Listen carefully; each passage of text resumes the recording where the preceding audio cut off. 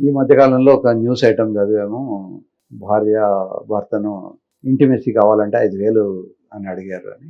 యూజువల్‌గా ఇట్లాంటి ప్రాబ్లమ్స్ ఎందుకొస్తాయి అంటే, ఇద్దరికీ ఎమోషనల్ బాండింగ్ తక్కువున్నప్పుడు, ఆ అమ్మాయి అనుకోవచ్చు వీడికి నా అవసరమే లేదు. వీడికి ఏదో ఇంటిమెసీ చేయాలన్నప్పుడు మాత్రమే నాతో మాట్లాడుతున్నాడు. ఆ ఇంటిమెసీ వాల్యూ వీడికి తెలియాలి అని ఒక్కోసారి ఇట్లాంటి ప్రీ కండిషన్స్ పెట్టొచ్చు. యూజువల్‌గా లేదా అమ్మాయికి విపరీతమైనటువంటి ఫైనాన్షియల్ ట్రబుల్స్ ఉంటే, ఆ డబ్బులు వీడు ఇయ్యకుండా యూజువల్‌గా సంసారం చేసినప్పుడు ఏమిటంటే అన్నీ పంచుకోవాలి. ప్లెజర్స్, పెయిన్స్ కూడా ఈక్వల్‌గా పంచుకోవాలి. అమ్మాయికున్న అప్పులు కూడా పంచుకోవాలి.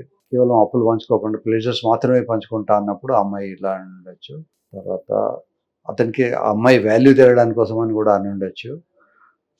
డబ్బులు అడిగినంత మాత్రాన ఆమె చెడ్డదనో, డ వేశ్య అనో ఇట్లాంటి ఆలోచనలు మానేయండి.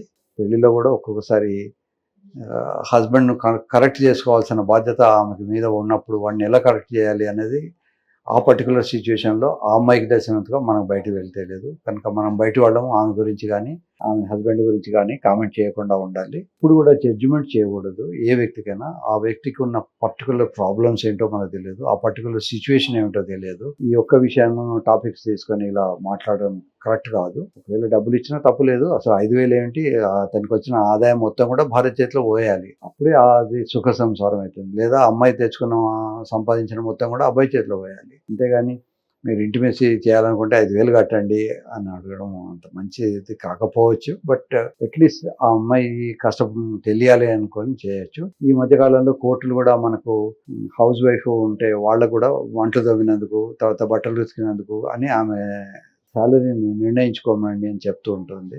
ఇవన్నీ రాకుండా ఉండాలంటే పెళ్లికి ముందే కూర్చొని అసలు ఫైనాన్షియల్ ట్రబుల్స్, ఫైనాన్షియల్ బిల్లింగ్, పెళ్లి తర్వాత కిరాయి ఎవడు కట్టాలి, తర్వాత కరెంట్ బిల్ ఎవరు పే చేయాలి, కారుకు పెట్రోల్ ఎవరు పోయాలి, ఎంత ఖర్చు చేయాలి, అబ్బాయి తరఫున బంధువులు వచ్చినప్పుడు అమ్మాయి ఎంత ఖర్చు పెట్టాలి, ఎలా బిహేవ్ చేయాలి, అండ్ వైస్ వర్సా. మరి అమ్మాయి తరఫున బంధువులు వచ్చినప్పుడు ఇతను ఎలా చేయాలి, ఇవన్నీ కూడా ముందే ఒక ప్లాన్ వేసుకొని ఒక కాగితం మీద రాసుకుంటే ప్రాబ్లమ్స్ తక్కువ ఉంటాయి. ఒక మహానుభావుడు అన్నాడు, అసలు all human relations are based upon financial dealings అని.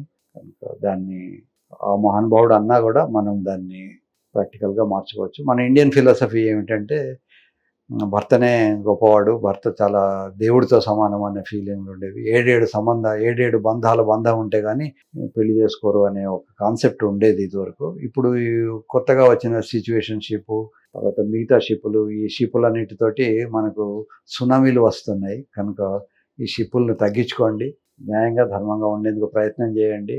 నిజమే ఇప్పుడు ఉన్న సొసైటీలో డిలేడ్ మ్యారేజెస్ అవుతున్నాయి. మ్యారేజ్ ఏజ్ చాలా పెద్దది వస్తుంది. తీరా పెళ్లి చేసుకున్న తర్వాత వాడు అంకుల్ అయిపోతున్నాడు. వాడికి బట్టతల పెద్ద పొట్ట ఉండి 45 ఏళ్ళు వచ్చేసరికి వాడి బిహేవియర్లో కానీ, అతని శరీర సౌష్ఠవంలో కానీ, అతని శక్తిలో కానీ లోపాలు ఉండే అవకాశాలు ఉంటున్నాయి. కనుక యంగ్గా పెళ్లి చేసుకోండి. యంగ్ వయసులోనే హార్మోన్స్ కొత్తగా ఉన్నప్పుడు, ఈవెన్ పిల్లలు కనాలన్నా కూడా యంగ్గా ఉన్నప్పుడు కట్టిన పిల్లలు 35-40 ఇయర్స్ వచ్చిన తర్వాత పిల్లలు పుట్టడం కష్టమవుతుంది. ఒక ప్లానింగ్ ఉండాలి జీవితంలో. ఎన్నేళ్ళు చదువుకోవాలి.